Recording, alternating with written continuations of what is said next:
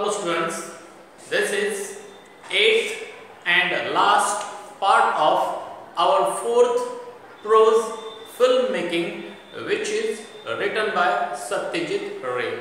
So open your books, page number 37. On this page number, second paragraph, talking of means and end. From this line we are going to start today. तर विद्यार्थी मित्रांनो, मराठी भाषांतर page number 37 वरती दुसरा paragraph. Talking about means and AIIMS. आता means म्हणजेच काय, साधन, आणि एम्स म्हणजेच काय, साध्य. तर साधन आणि साध्य याच्याविषयी बोलायचं झालं तर I think the primary reason why new waves. आता न्यू वेव्ह म्हणजेच काय, एक नवीन लाट, नवीन प्रकारची एखादी पद्धत, style. New wave film have that rough edge to them is that they cannot afford the polish.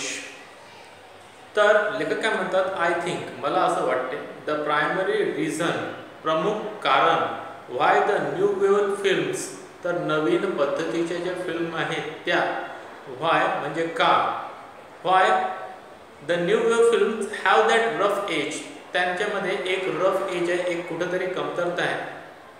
कारण they can not afford the polish, कारण की ते सिनेमामध्ये पॉलिश हे अफोर्ड करू शकत नाही, त्यांना ते परवडत नाही. Polish is really a matter of time, आणि पॉलिश ही जी आहे हे खरोखर हे एक वेळ तुम्हाला समजून देणारं किंवा वेळेचं महत्त्व समजून सांगणारी गोष्ट आहे. अँड इन फिल्म्स, आणि सिनेमामध्ये, as we all learn sooner and later, तर आपण ते सिनेमा तयार करत असताना लवकर किंवा उशिरा ती गोष्ट आपल्याला समजतेच की टायमाला किती महत्त्व असते. टाइम इक्वेट्स, इक्वेट्स करणे म्हणजे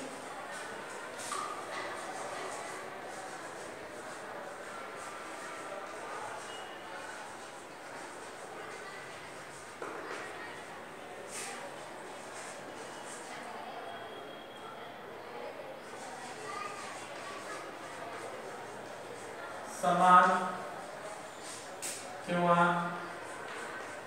सारखा किंवा बरोबर करणे. Polish is really a matter of time, and in film, as we all learn sooner or later, time equates perfectly with money. आणि पैशासोबत टाइम जो आहे, वेळ जो आहे, हा बरोबर परफेक्टली त्या ठिकाणी गोष्टी जुळून आणत असतो. With true Gallic, Gallic म्हणजेच काय,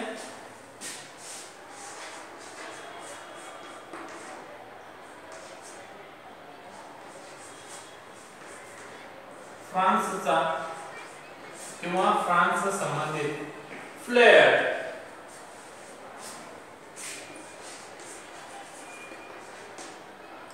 फ्लेअर म्हणजेच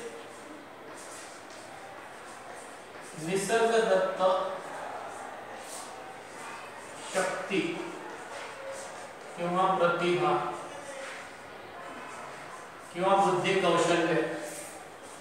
The new wave has turned with lack into virtue. Lack म्हणजे काय, कमतरता, उणीव.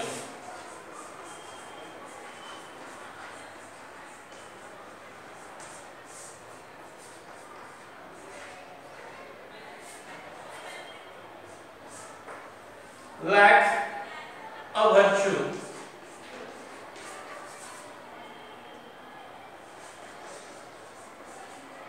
सद्गुण. तर ही जी फ्रान्सची एक प्रतिभा आहे, जी नवीन पद्धतीच्या सिनेमांमध्ये वापरली जाते, त्याच्यामध्ये सद्गुणांचा एक कमतरता, एक उणीव आपल्याला जाणवते. They have done away both with. आता डन अवे विथ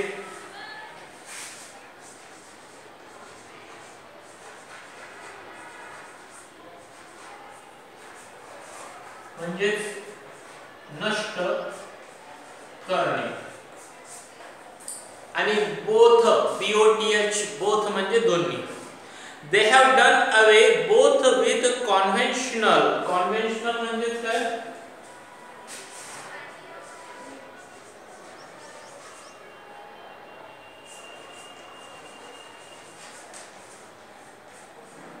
रूढीबद्ध.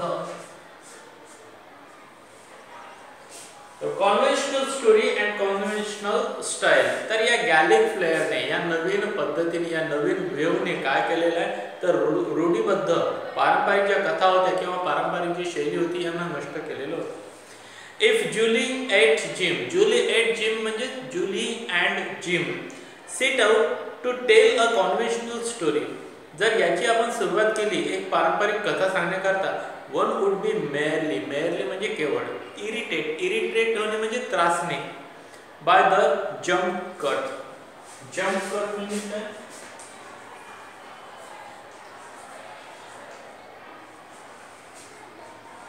कोणतीही लिंक न जोडणारी सिनेमाची एडिटिंग करणे. तर काय होतं, जम्प कट केल्या जातात म्हणजेच एक सीन पासून दुसरा सीन एकदम चालू होऊन जातो आणि त्या सीनचा काही एकमेकांशी संबंध जुळत नाही. त्याच्यामुळे काय होते की प्रेक्षक जो असतो हा इरिटेट होतो, त्रासतो. And freeze frame, freeze frame म्हणजेच काय, एखादा सीन जसा चालू आहे तसंच त्या ठिकाणी काही काळ थांबून ठेवणे, ही जी टेक्निक आहे त्याला फ्रीज फ्रेम असं म्हटलं जातं. And hand held shot that jag, आता जॅग करणे म्हणजे काय करणे,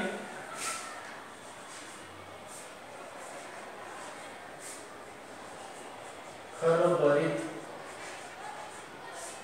जॅग कॉन्टोर्स,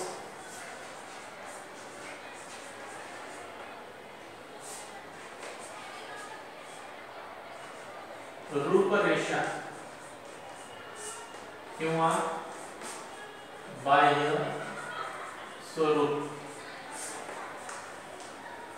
तर हँड हेल्ड शॉट, काही शॉट कॅमेरा हातामध्ये घेऊन सुद्धा काढले जातात. त्यामुळे काय होते की त्या शॉटची जी रूपरेषा आहे, जो बाह्य स्वरूप आहे, हा थोडासा खरबरीत स्वरूपाचा वाटायला.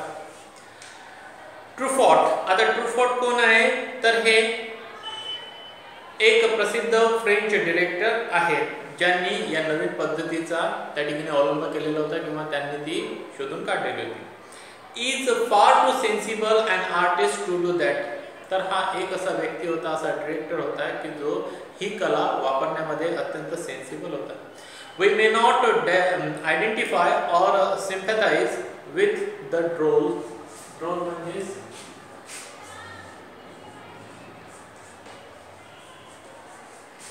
हसू आणणारा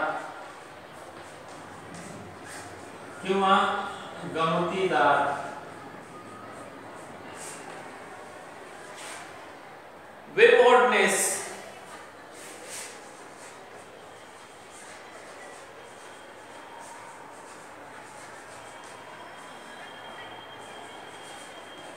स्वच्छंदी ऑफ इट्स कॅरेक्टर. तर कदाचित आपण जे हसू आणणारे स्वच्छंद कॅरेक्टर त्या फिल्ममध्ये वापरलेले असतात त्यांना आपण ओळखणार नाही किंवा त्याच्याबद्दल आपण कदाचित सहानुभूती दाखवणार नाही. But there is no denying, deny करणे म्हणजे नकारणे. इट्स स्टायलिस्टिक कन्सिस्टन्सी, कन्सिस्टन्सी म्हणजे सातत्य. And therefore it's valid as a work of art. परंतु त्याचे जे सातत्य आहे, त्याची जी स्टाईल आहे, जी शैली आहे, त्या शैलीची जी स्टाईल आहे, जे सातत्य आहे ते आपण नाकारू शकत नाही. आणि म्हणून हे सुद्धा एक आर्ट आहे, काम करण्याची एक कला आहे, हे अधिकृत आहे, ही व्हॅलिड आहे, कायदेशीर आहे. So students, in this way this last part and this fourth prose ends here. So today we are going to stop here. Have a good day to all of you. Thank you very much.